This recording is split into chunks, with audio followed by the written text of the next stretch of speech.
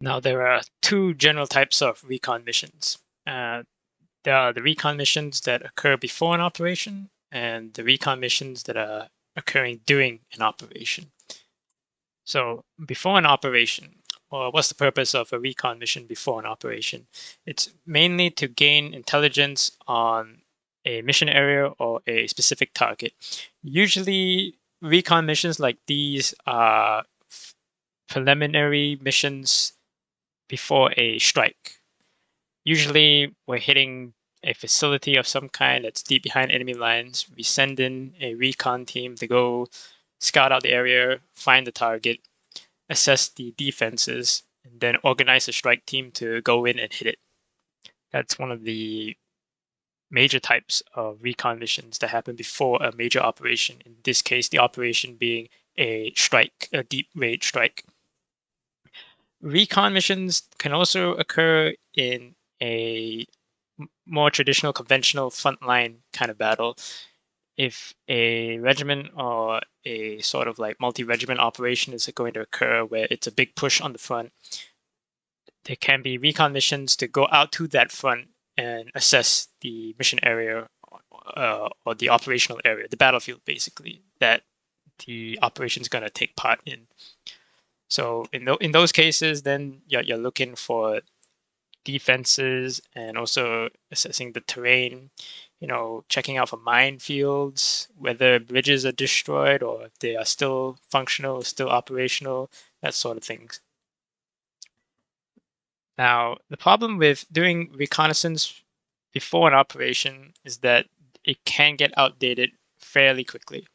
And this is very much so in deep strike raids, right? If you're going behind enemy lines to find facilities and you come across one that's poorly defended or not even defended, by the time you relay that information and then get the strike team ready, more often than not, by the time the strike team arrives at the facility, it's usually already been built up. This happened many times.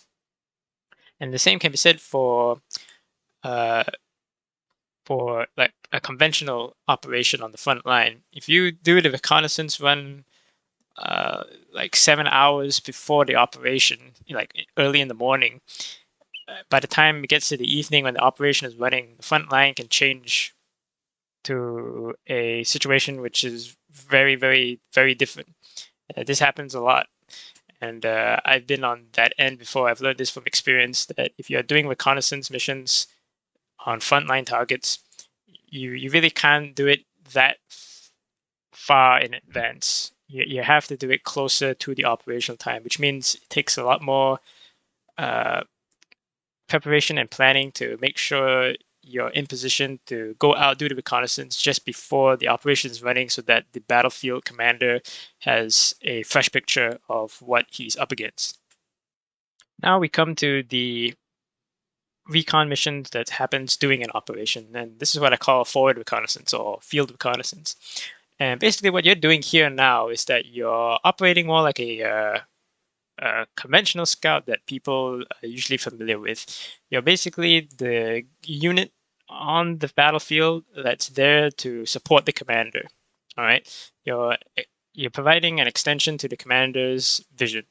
You can go out to places that's beyond the range of the main body of whatever kind of unit that you're operating with. For example, if you're operating with like an armor unit, instead of the commander detaching one of his tanks to go out and look for things, now he has you, who is most likely in a jeep. So you're fairly inexpensive, very expendable, and very fast, right? Because you're just usually going to be a 1 or 2 man scout team. You're very small, you're very fast. You're free to maneuver anywhere else on the battlefield and to get vision on whatever it is that the commander wants you to go find, basically.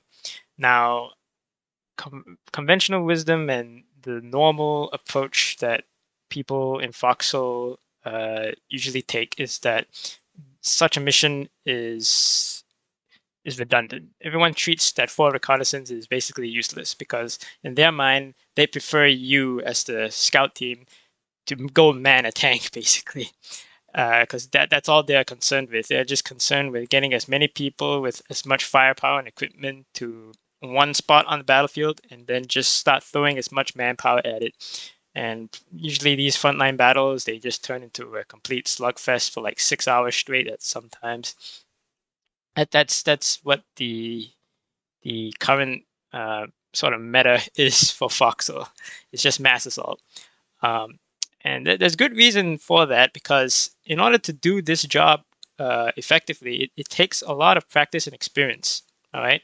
Now, in order to be a good forward reconnaissance scout, you're gonna have to understand the majority of the mechanics and aspects of the game. All right. I never started doing forward recon until I had made sure I understood the majority of the mechanics regarding frontline combat and also frontline logistics, right? So I made sure that I participated in large infantry battles. I made sure I participated in large tank battles. My background to this game was that I was a dedicated logic player. That's what I came to the game for in the first place. I just wanted to do logistics, but since then I have branched out. So I understood what it took to run the front line, basically, from behind the lines, what needed to be transported, manufactured, all that kind of stuff. And I had also been around artillery units, so I sort of understood what artillery could and could not do, the different forms of artillery, the light artillery, heavy artillery, field artillery, that sort of stuff. Rocket artillery now, that's also a thing. Yeah, I made sure that I went around and got as much experience as I could. I can't do any of these jobs well, but when you're the scout, you don't need to be able to be experts in all the fields. You just need to understand the basic mechanics of the whole game. And once you do understand that, you can then incorporate all the experience and knowledge that you have into fulfilling the reconnaissance role. So what I'm going to do here is just show a couple diagrams to try show what, as a forward reconnaissance scout, what your job is and how the general pointers of how you want to perform and operate, basically. So here we have the blue line representing the main body, the main bulk of friendly forces, and the blue circle being the reconnaissance unit. This is assuming that the battlefield has already been picked. We already know where we're going to operate, and the main body has already been assembled, and we're moving forward to engage. The forward reconnaissance fella, he wants to be ahead of the unit. All right, he wants to go ahead, scout out the area, and identify the enemy. Now, usually you could do this prior to the whole operation. You could do this up to like an hour. That's like the time window that you could work with that you would still be able to be effective. You could go to wherever it is that we intend to attack and start doing the reconnaissance an hour beforehand, anywhere in between that. So you could be on station on the battlefield even before the main body has arrived. And that's what you're going to do. You just go there, have a look, scout out the terrain, identify any obstacles like minefields, woods, bridges if they are destroyed or they're still active. Scout out enemy defenses. Maybe the enemy has moved in a new artillery battery. That's good information to know. Spot how many tanks they have, what kind of tanks. Yeah, that you go ahead of the body to the battlefield and have a look. Now, as the battle progresses, now this is the one part where scouts go wrong, is that once the engagement has begun, your role as a scout no longer has relevance in the immediate area, right? Because all the units that are now engaging, they can see pretty much what you can see, right? Any good commander of any kind of unit, frontline unit, whether it be infantry or armor, they're going to have binos, so they're going to be able to see as far forward as you can. So your job here is pretty much done, but it isn't really. If you want to be a good forward reconnaissance scout, there's a million other things that you can do. What usually happens is what you should do as a first good step is just to go on the flanks, right? because it has happened many times before, and a lot of veterans have been in a lot of battles where this happens, when the enemy finds an open flank and then exploits it, and the whole line collapses. It's never a pretty sight. So you can always start on the flanks. Once our friendly forces have started engaging the enemy, you just shift your sides, shift over to the sides, all right, either left or right. Depending on the terrain, you're gonna have to assess, because no one battle is ever the same. Um, but yeah, you make that decision. You just shift the reconnaissance over to the flanks, and then from there it doesn't stop either, right? If you go off to a flank and find it's clear, what you can now do is move up ahead and maybe even go in behind, because that's important. If you can do that, now you've scouted out areas where the enemy's flanks are open, so that any mobile forces in the main body, if they are experienced enough, now they can exploit the enemy's flank. Now you're scouting out the rest of the battlefield, basically everything outside of it, and um, if you can get behind the enemy, now you're in a position. Depending on how many guys are in your recon team, you might be able to start doing partisan work of some kind, right? Yeah. So that's the general way that you want to operate as a forward reconnaissance unit. So as I've said before, if you want to do forward reconnaissance, you're going to need a lot of experience, right, with understanding the mechanics of the whole game. Just to provide some extra pointers here for those who don't have the opportunity to get that much experience with all aspects of the game.